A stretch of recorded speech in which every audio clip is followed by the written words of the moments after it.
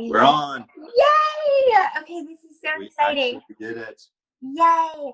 Okay, I'm so excited. So you guys are here. Sorry, guys, I flipped the screen a couple times. It happens. So here we are. Here we are, you guys, with Dr. Breus. And I know that you guys already have a ton of questions. You guys sent some last week. You sent some in my text messages. There he is. So keep sending them. I have some that's checking my messages for me so that we can ask them live.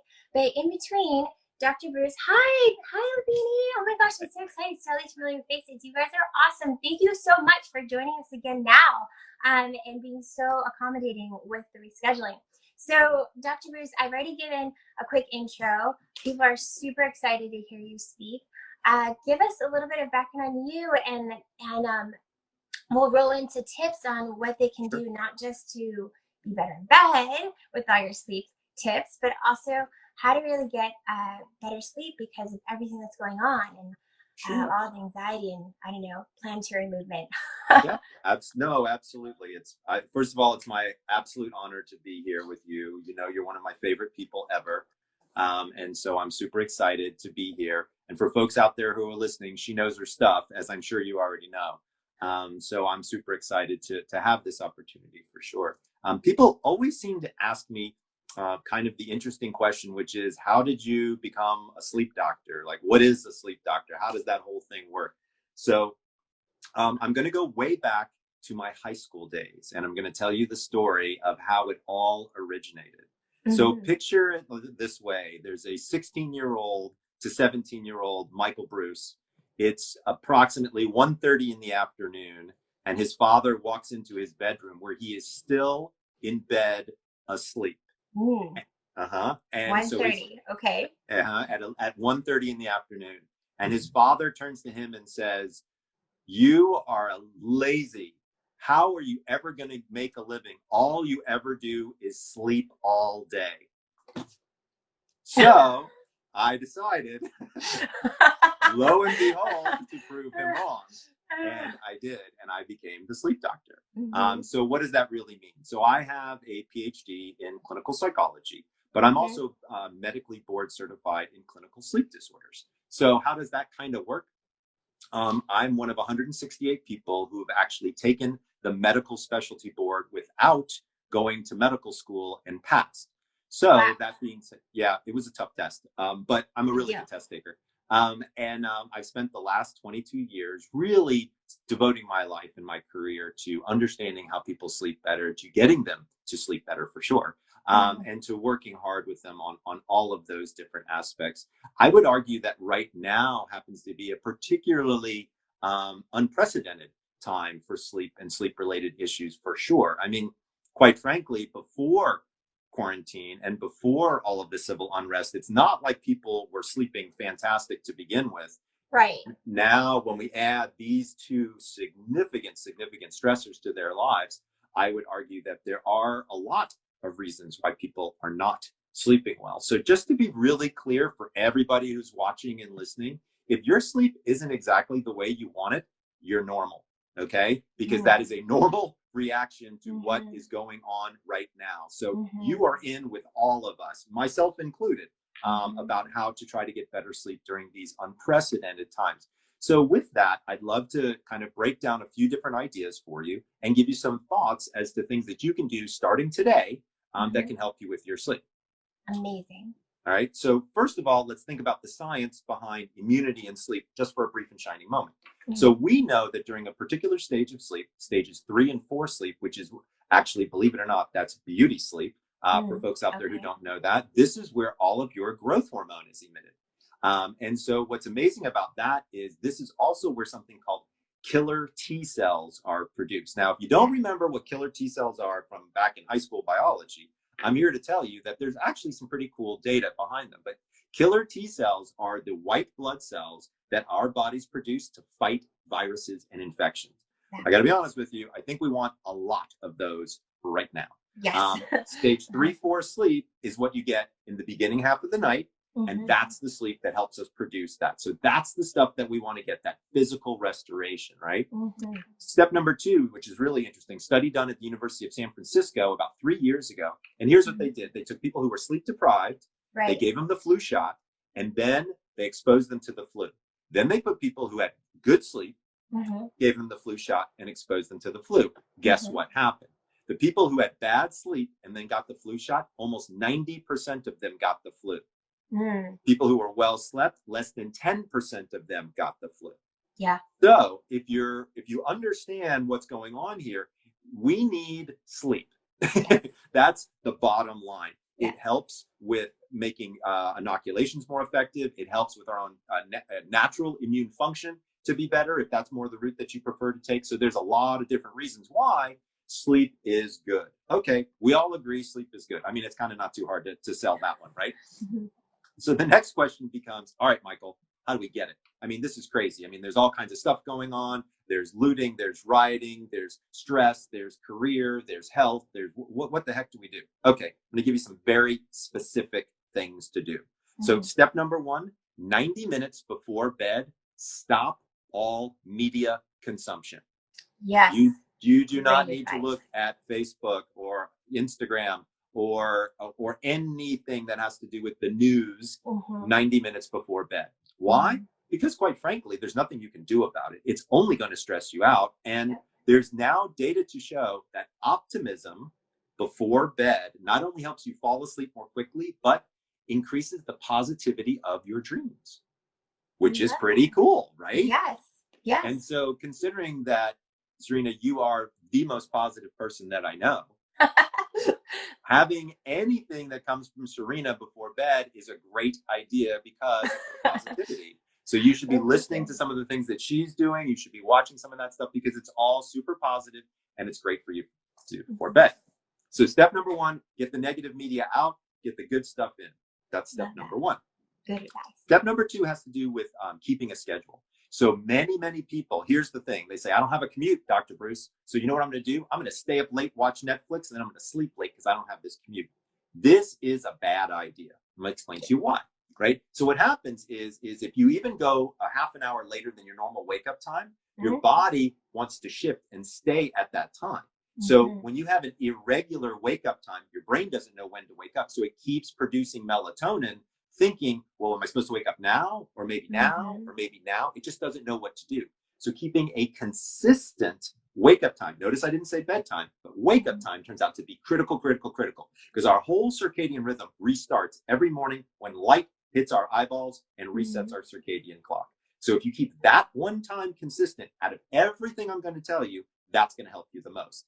What do I recommend? You probably want to wake up at the time that is closest to what your normal wake-up time was when you had a commute. Now, here's one caveat, is if you turn out to learn that you have a chronotype that is different than your wake-up time. Dr. Breus, what the heck is a chronotype, and how would I know if I even had one? Okay, so here's the good news. Everybody has one. This is your genetics. This is inside your genes, and it tells your brain when to wake up and when to go to bed. Now, people might not have heard the term chronotype, but you've probably heard of the concept. It's called early bird or night owl. I'm sure everybody out there has heard of those before, right? I know you have, right? Yes, of course. I can be both. Nobody can be both. It's genetic, and we're going to talk about it. So what people can do if they're wondering what their chronotype is we'll put it into the show notes. If you go to chronoquiz.com right now or later or whenever you want to, you will actually learn what your chronotype is. Now, they're not going to be called early birds and night owls. I renamed them. They're these super fun animals. You're either going to be a lion, a bear, a wolf, or a dolphin. They're all good to be. There's all different things that you can learn about being them. So step number 1 is go on a media diet 90 minutes before bed. Step number 2 is wake up at the same time every single day. Step number 3 is figure out what your wake up time is based on your chronotype to have even more good quality sleep than you had before, right? Now let's talk about the ingestibles. Yes, folks, we're talking about caffeine and alcohol. I know. But I promise I'll be kind, right? So I'm not going to ask anybody to eliminate caffeine and eliminate alcohol. Although I will tell you, if you happen to do that, the quality of your sleep will improve literally overnight. It'll be dramatic. However, like instantly. literally instantly. However, please, please, please, if you are an avid coffee drinker or caffeine consumer, do not go cold turkey. I'll tell you why. I've had 2 patients end up in the ER just from going cold turkey off of caffeine. Whoa. And they were 6 to 7 cup coffee drinkers a day. And Wow. they ended up in the ER, and one of them had a seizure. So to be clear, you want to do something called caffeine fading, where you take about a half a cup and make it decaf within your stream. So if you have 5 cups a day, you'd have 4.5 regular with a half a cup of decaf. You do that for 3 to 4 days, and then you make it a full cup, and you slowly wind down. Now, people might be saying, well, hold on, Dr. Breus. Caffeine doesn't affect my sleep. I mean, look, I can have a cup of coffee at 5, 6 o'clock at night. I can go right to bed, no problem, right? I'm sure there are people out there who are saying this very thing. Yes. Here's what I would tell you is, while the quantity of the sleep that you're getting might be roughly similar, the quality of the sleep you're getting sucks. And I'll tell you why. Caffeine is a stimulant, bottom line. If I stick electrodes on your head after you've had a cup of coffee, I can actually see the spike in your brain waves, in the what's called the amplitude of your brain waves. This is the power of your brain waves. Caffeine is a very well-known stimulant. It just doesn't work well with sleep. Right. Okay, how do I do it, Dr. Breus? I still want to drink my coffee. I still want to be able to sleep. What do I do? Here's what you do. Number 1, stop drinking caffeine by about 2 o'clock in the afternoon. Here's the reasoning and the rationale. It 2 o'clock? 2 o'clock in the afternoon. It takes the average human approximately 8 hours to digest half of the caffeine. So a half-life of caffeine is approximately 8 hours long. If you stop at 2, most people, at least here in North America, have a tendency to go to bed somewhere between 10 and 11 o'clock at night. So this way, at least half of the caffeine is out of your system. So it shouldn't have as big an effect as normally would be if you have that caffeine much later in the day. So notice what I'm saying. It's okay to drink your caffeine, but stop by 2 p.m. Also, I'm going to be really honest with everybody right now. I would tell you that we are under the most stressful times that anybody has been in a very long time. Why on earth would you want to add an anxiety-provoking stimulant to that situation? It just doesn't make sense, right? Like, I already am anxious enough with all of this insanity that's going on in my life. The last thing I need to do is amp myself up another notch, right? That's a bad idea, generally speaking. And I think it would be a bad idea for most people. So again, don't increase your caffeine levels right now. Either maintain them or slowly begin to decrease them and follow this stop at 2 p.m. idea. Could I interrupt you for just a second? Because we have so many questions coming in that fire away. Okay, so we have what type of caffeine? So there's teas, there's matchas, obviously there's the decaf, but there's different types of. I don't drink coffee, so and I know that different types of coffee have different caffeine levels.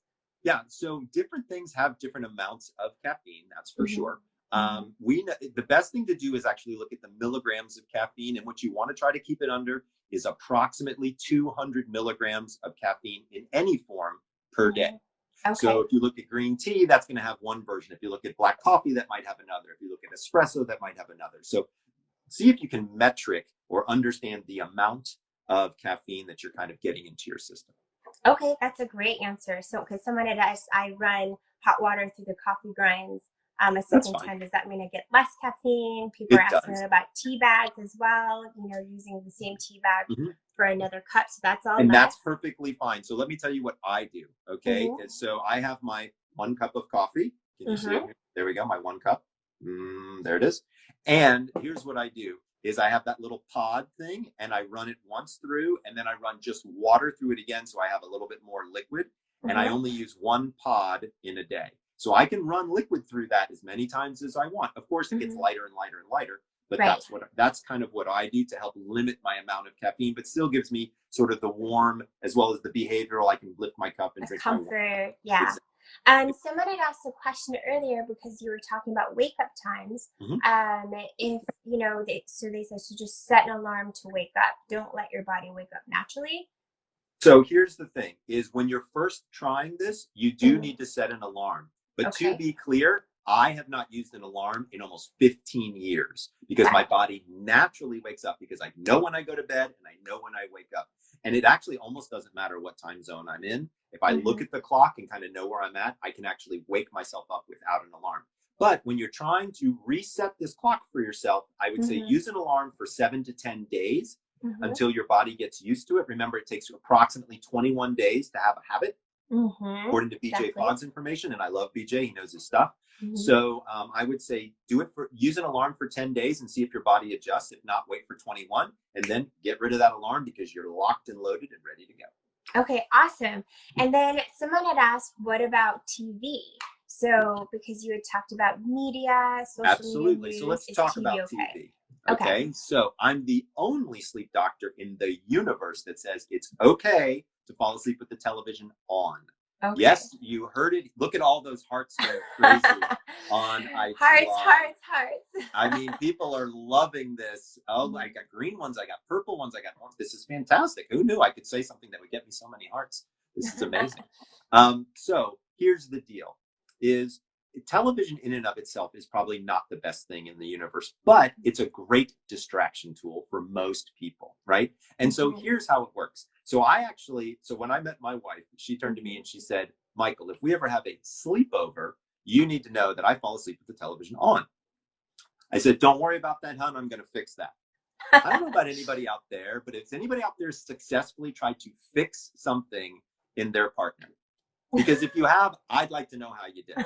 So I took the TV out of the room and she told me to get out of the room. I put the TV back in the room and then I was allowed back in the room. So then I studied her to see what was going on.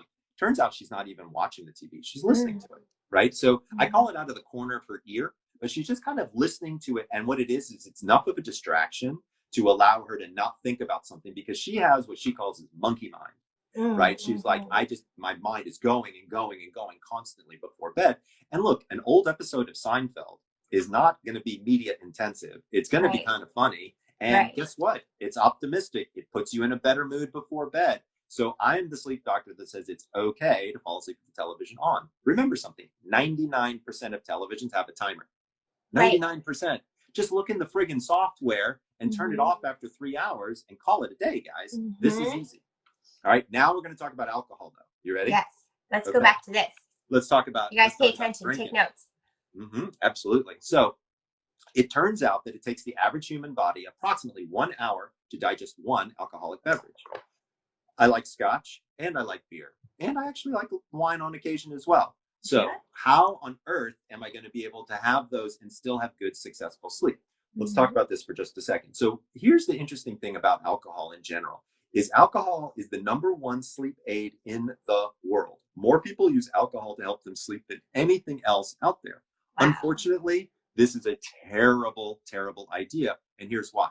When you drink alcohol too close to bedtime, you lower that physical restoration, that stage 3-4 sleep. So remember when I was talking before about how immune function is increased with stage 3-4 sleep? Yeah. If you drink alcohol within several hours of bed, approximately 3, your immune function lowers dramatically.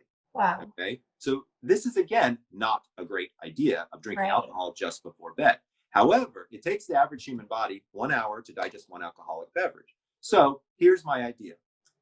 Limit yourself to 2 alcoholic beverages. Why 2, Dr. Breus? I'll tell you why.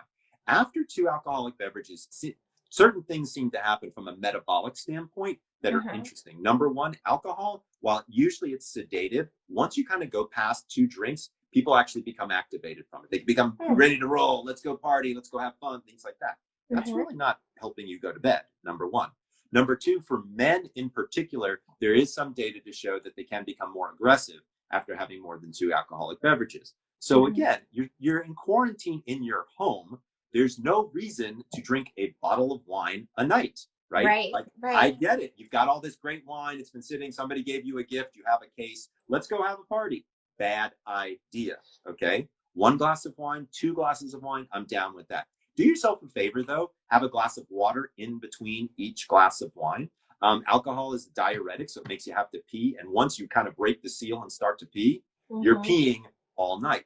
Here's the thing. Here's one of the reasons why this is so important that most people don't know. Sleep in and of itself is a dehydrative event.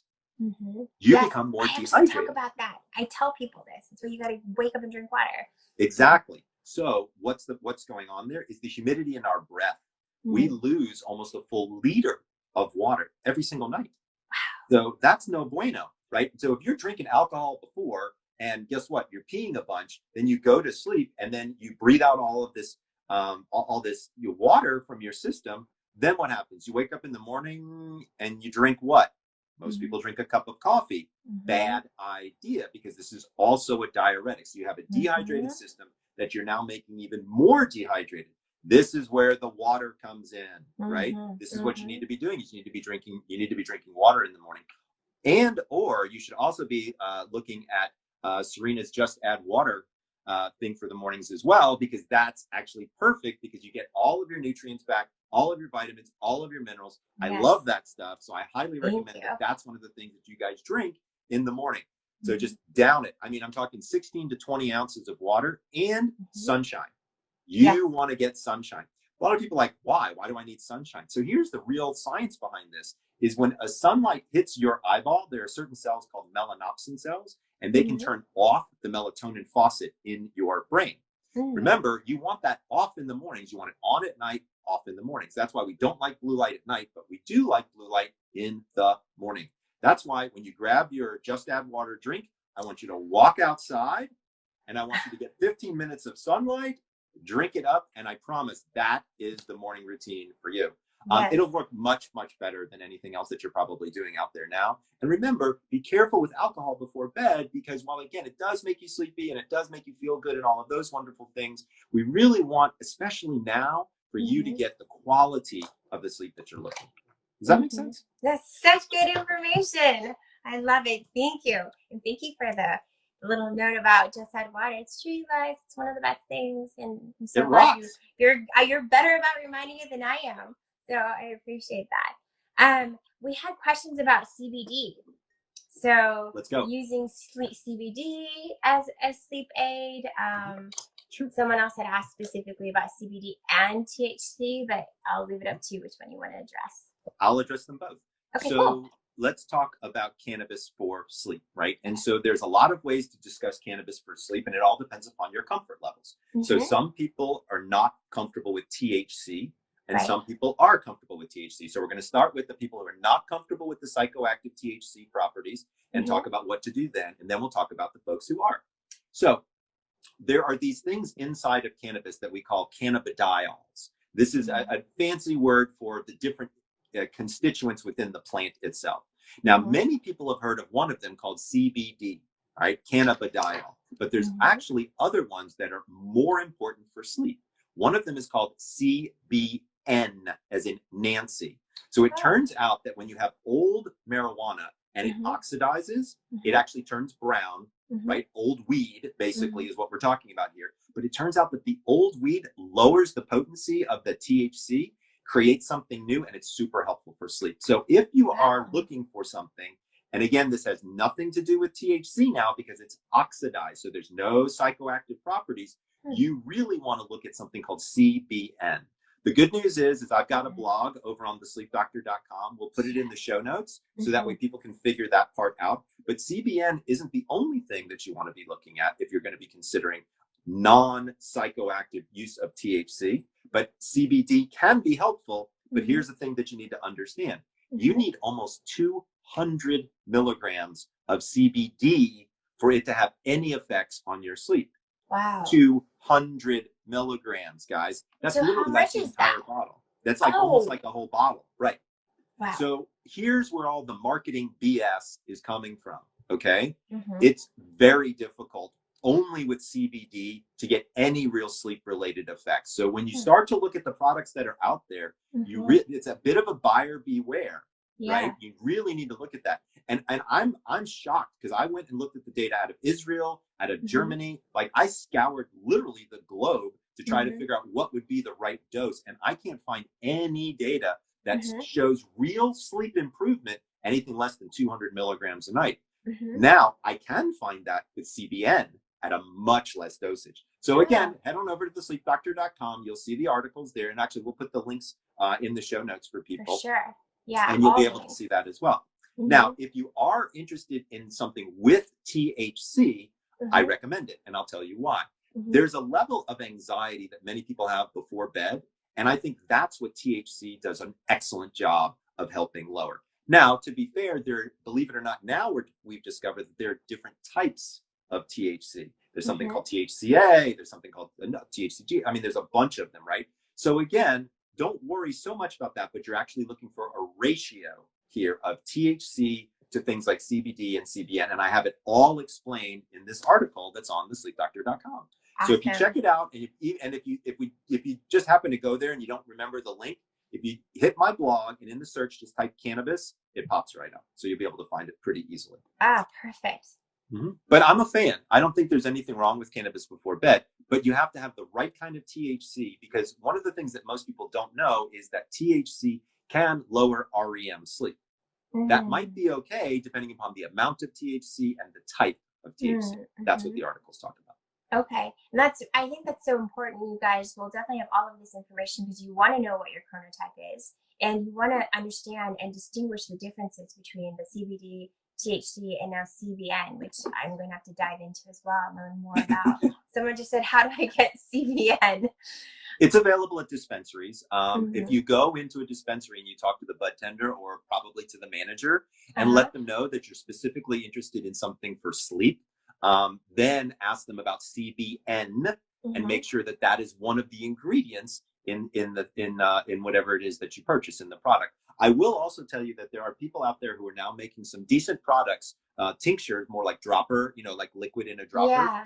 And they're combining CBN with things like melatonin, with things like chamomile, with things like Magnolia Bark. So there are some interesting combinations out there. I'll also give you guys a recommendation of one of the ones that I've used with my patients before that I found very successful. And we'll put that again in the show. Yeah, I think that'll be great.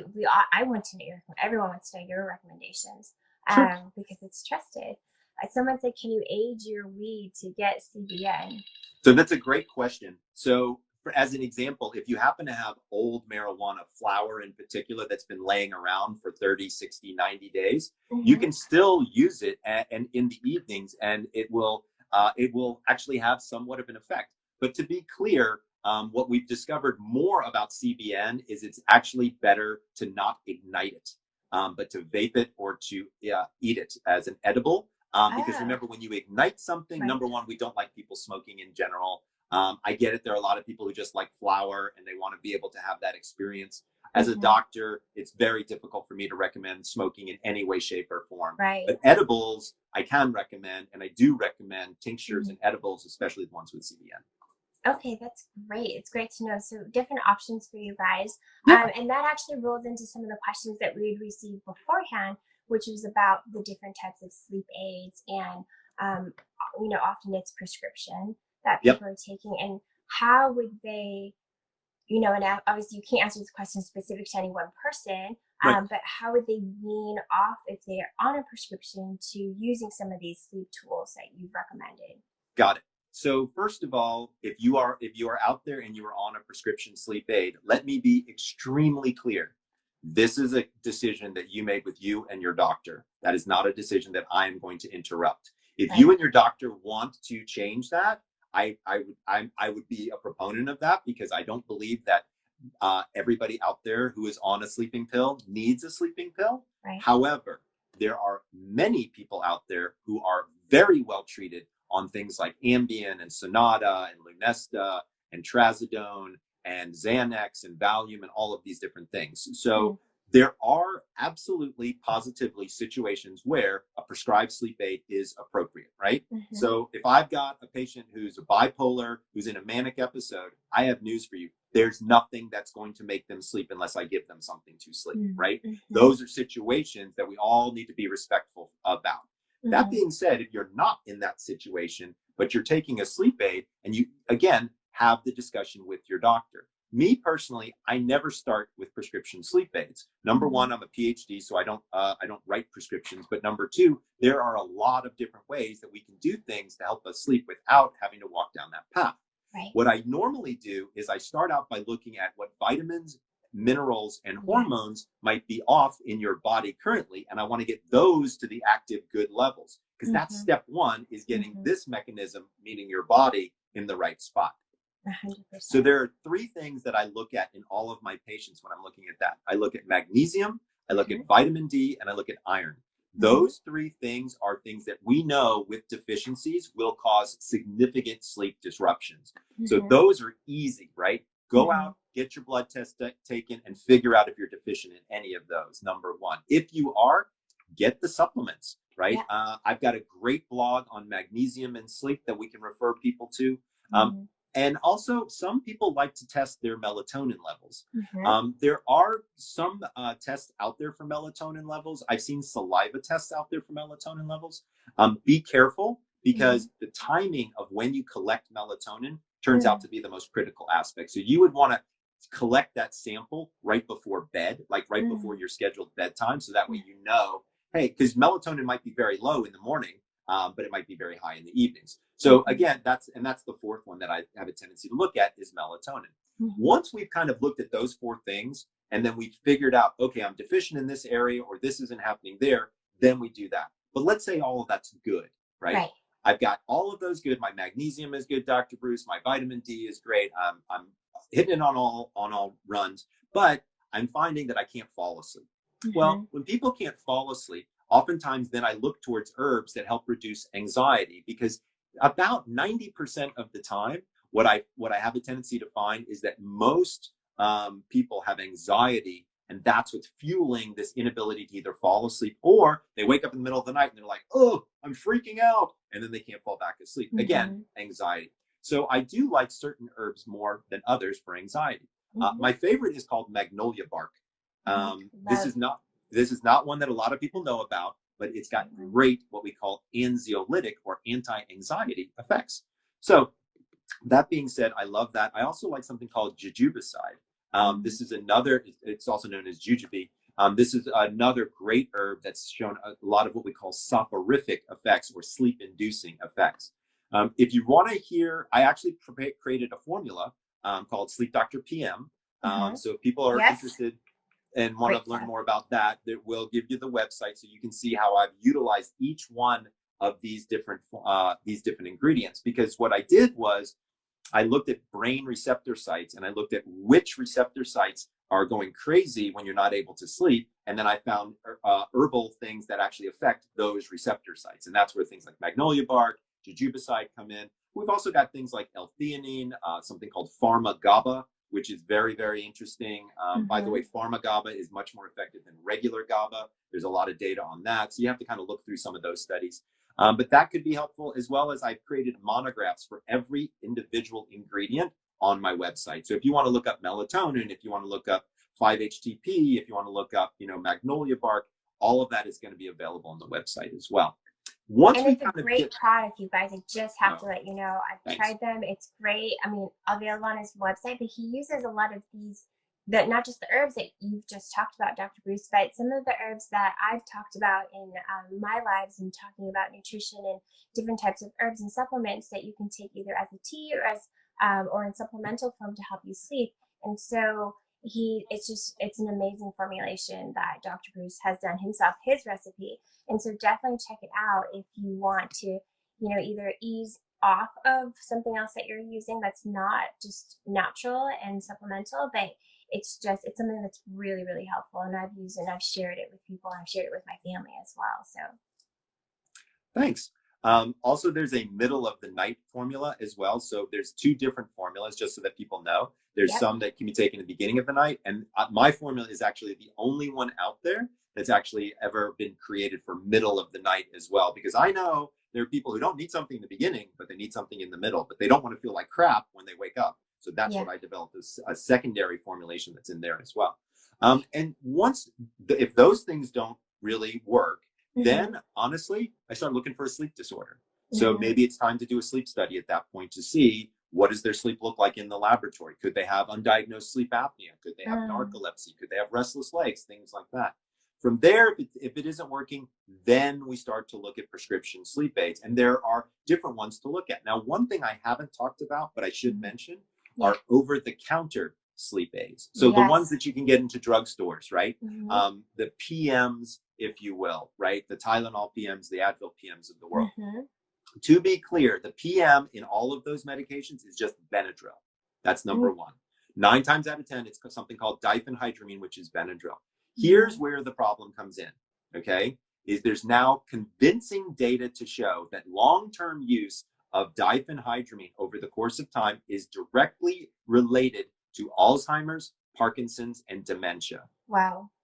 Let me repeat that. Yes. Constant daily use of these medications has been linked, doesn't cause it, but has been linked to Alzheimer's, Parkinson's, and dementia.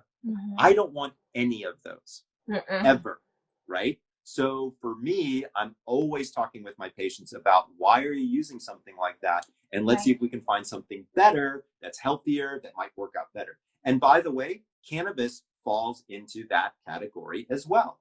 Oftentimes I'll actually try it, you know, because I'm living in the state of California where it's recreationally legal. We might try cannabis with some patients because, again, we now have it available to us as opposed to a prescription sleep aid. So there's lots of different options out there for people. But the one thing that I haven't talked about that I think is actually important to talk about is behavioral sleep training. Yeah. What we call cognitive behavioral, therapy. So what's fascinating about cognitive behavioral therapy is it works as well as a sleep aid does and lasts longer, right? Wow. Because it's a tool that you learn in your tool chest. And so this is one of the things that I do with a very small number of patients. Is I do cognitive behavioral therapy. The good news is there are qualified clinical psychologists, and we can show you how to get in touch with them who do cognitive behavioral therapy. Or if you just go to Google and you type in CBTI, cognitive behavioral therapy for insomnia, you'll see that there are actually quite a few online programs, therapists that have been trained. So that's also another route as well. So someone just said, could you explain cognitive behavioral therapy? Like, what does that mean? Absolutely. Exactly. So cognitive behavioral therapy has two separate components, right? It has the cognitive part, which is the thinking, and then the behavioral, which is the doing, right? And so there's two separate components. So cognitive behavioral therapy, number one, changes your schedule. So it changes your behavior. It tells you when to go to bed, when to wake up, when you can have caffeine, when you nap, when you don't, things like that. That's the behavioral part. That's usually step one, and that usually lasts 2 to 3 weeks.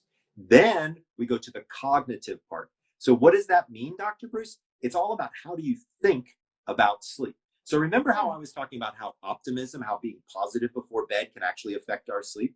Well, guess what? Being negative before bed can also affect our sleep. Absolutely. And so this actually looks at those negative cognitions, those negative thoughts that are wandering around in your head, and it helps you identify and change them for yourself. This is the reason it's so powerful, because you change the negative tapes inside your head to positive ones, and you can play positive tapes anytime you want. Yeah. And that's what's so awesome about cognitive behavioral therapy. To be fair, it's not easy to do. It takes a little bit longer to be effective, but it lasts literally a lifetime. Right.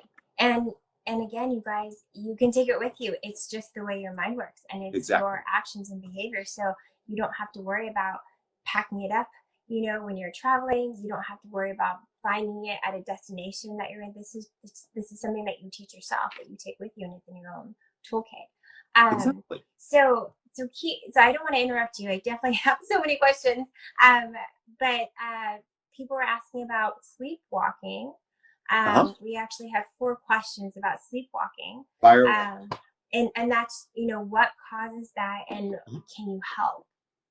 Sure. So sleepwalking is actually incredibly common. 25% of children sleepwalk. So that literally 1 in 4 kids. So if anybody out there has 4 kids, one of them is going to walk into your room in the middle of the night. I can guarantee it. Wow. When we get to adulthood, that number drops to about 2 to 3%. So it's a much smaller number. However, if you think about it, we've got 350 million people in the United States. So 1% of that is 3.5 million sleepwalkers out there. So there's a lot of you guys out there, number one. So let's talk about what it is and how it works. So it turns out that sleepwalking is very different than something called REM behavior disorder. REM behavior disorder is where people act out their dreams. Sleepwalking is where you just kind of wander around the house a little bit. The biggest issue is safety. So we used to think that sleepwalking meant that people had a mental health problem. Like basically we used to think that that meant that they were crazy. Here's the good news. You're not crazy. Everybody's a sleepwalker at some point in time. So exactly. So we know it's all good. The thing that seems to make the situations occur more frequently is sleep deprivation.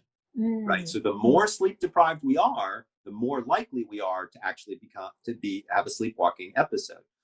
So what does that mean, sleep deprivation, Dr. Breus? Remember, sleep deprivation is not just about quantity, but it's also about quality. So all of the recommendations that I've made so far about alcohol, about caffeine, about keeping timing, all of those help prevent sleep deprivation. So literally every single thing that we've been talking about here will actually help reduce sleepwalking if you follow the rules.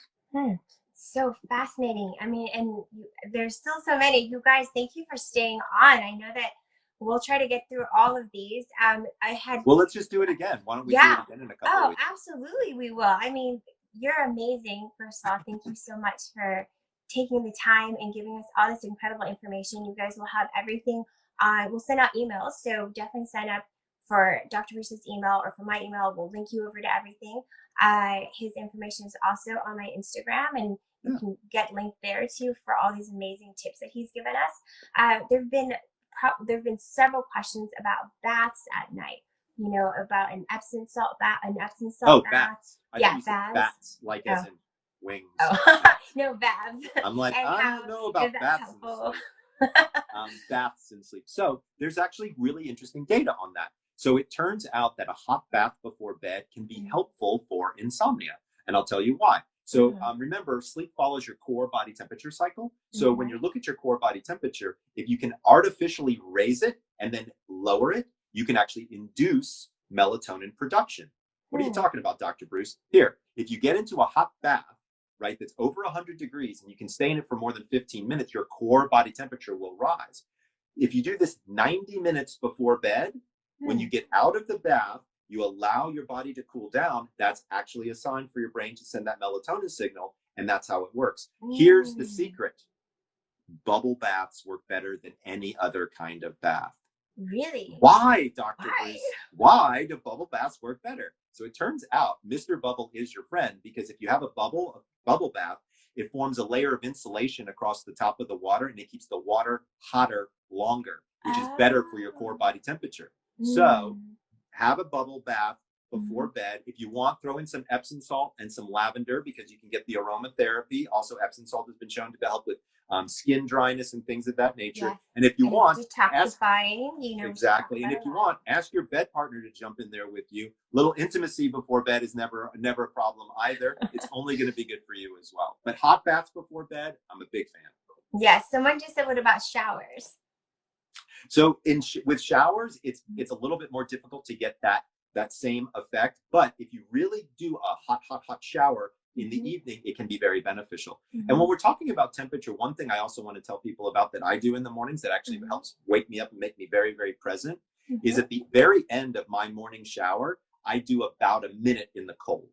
What does that mean? So what I do is I let the shower head hit me right, square in the head. And it forces me to only breathe through my mouth. So I'm having very thoughtful breaths. And then I grab the handle and I just turn it a little cooler. Wait 10 seconds, a little cooler. Wait 10 seconds, a little cooler, until I'm at that point where I'm like, yeah. And that's what I do, right? And that's how I kind of do my cold plunge every morning. And it really wakes you up. So cold in the morning, hot in the evening. Those are easy things to remember, you guys. Cold in the morning, hot in the evening. Exactly. We, interestingly enough, had several questions where people woke up around the same time. So I'm just going to choose 4 a.m. because that was the number that popped up the most often. Correct. Is that I get up at 4 a.m. and can't go back to sleep, and it was so common that I thought, let's tackle that.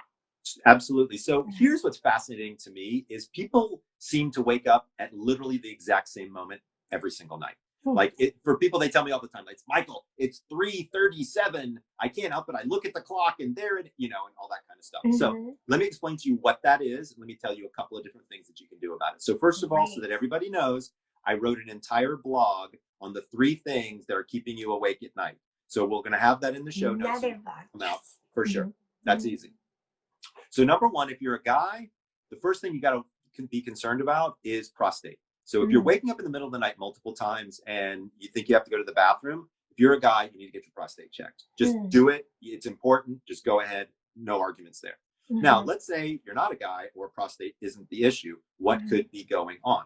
So there's a couple of different things that I talked about with people all the time. So step number one, when you wake up in the middle of the night, don't look at the clock. Okay? Because here's what happens is you instantly do the mental math, right? And then you get pissed off, right? It's 4 o'clock in the morning. I'm pissed off. I can only sleep for another 2 hours. Sleep, sleep, sleep. And you try to will yourself to sleep. So let me tell you why that doesn't work. So physiologically speaking, when you're trying to attempt to force yourself to sleep, you're actually increasing something called your sympathetic nervous system. So your autonomic arousal is increasing, right? You're getting anxious and you're getting angry. You can't fall asleep when you're anxious and angry. You can only fall asleep if you're calm and relaxed. So what I tell people to do, and I tell people don't look at the clock, but everybody looks at the clock. So I'm going to tell you what to do if you do look at the clock, is be positive. So flip the script, right? And so here's what I tell myself. And I practice this on myself because, yes, I do wake up occasionally in the middle of the night, is I look at the clock and I say to myself, this is awesome. I've got 2 more hours to get great sleep. I'm going to chill and relax. Even if I don't fall asleep, I know that an hour of rest is worth about 20 minutes of sleep. So that's rejuvenative for my body. And I'm going to relax and I'm going to think about positive things and get myself where I need to be. 90% of the time, people will fall back asleep. Will there be times when you don't? Of course. Is that okay? Of course. Go ahead and get up and start your day if that's what happens. The reason that people wake up at a very particular time has to do with the changes in your core body temperature. So right between 3 and 4 o'clock in the morning, core body temperature starts to rise again. This is something that's naturally happening in your body. And so as it's going to put you into a lighter stage of sleep. So it's just much easier for you to wake up. So if you had coffee or alcohol before, this is when you're going to have to pee. If you don't have to pee, don't pee. If you got to go to the bathroom, obviously go to the bathroom. The other thing I recommend in here, and you're going to think this is crazy, but it really works well, is guava leaf tea. Not guava fruit, not guava juice, guava leaf tea. So it turns out that a lot of people are having blood sugar problems in the middle of the night. So remember, if it's 4 o'clock in the morning and you look back to when did you last eat, most people tell me, oh, I finished, let's say my dinner at 8, right? Well, if you look at 4 o'clock in the morning from 8 o'clock at night, that's literally 8 hours. You're probably out of fuel, right? So one of the things I tell people is if they drink guava leaf tea about a half an hour before bed, it actually helps. There's studies to show it keeps your blood sugar stable all night long. So I always recommend that. And throw in a teaspoon, as long as you're not keto or diabetic, of raw honey.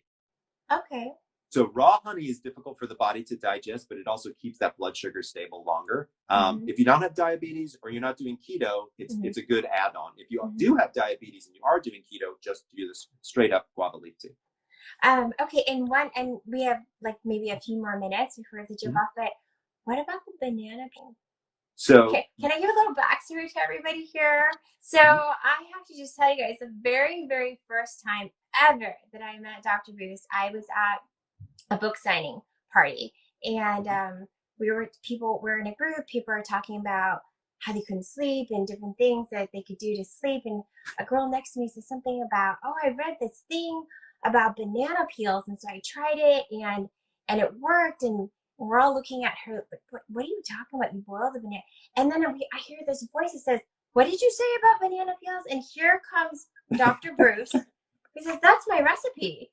And that was the very first time we met. We met again at another event, but that was the first time, and I'll never forget it, where I hear someone say, that's my recipe. So you guys have to hear about Dr. Breus's recipe for banana peel tea. Well, thank you very much. So that is 100% true story. That is exactly how we met, and that's how we became such good friends.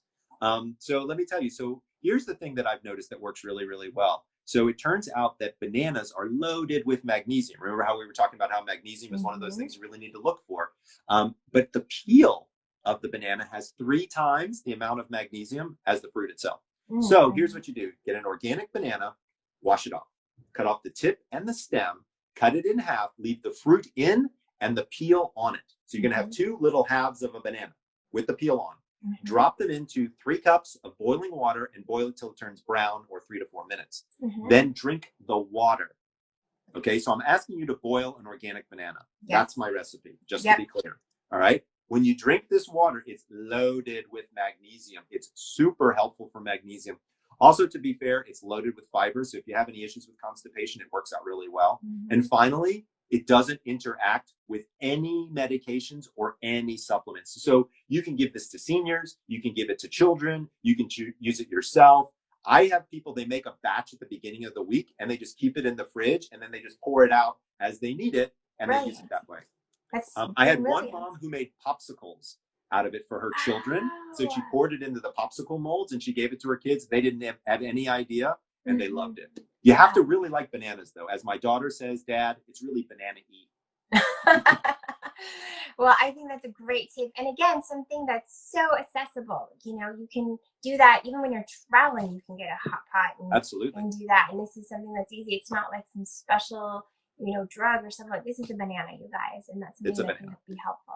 So this was awesome. I still have questions. We're definitely going to have to do this again. I haven't even touched this button here that shows me all these questions. Okay, so some of these are going to take a few more minutes. Throw out the cooked banana. Yeah, just throw out the cooked banana. You just want to drink the water. Yeah. Although I do have some people that actually take the banana and then they make banana bread out of it. So smart. So many uses.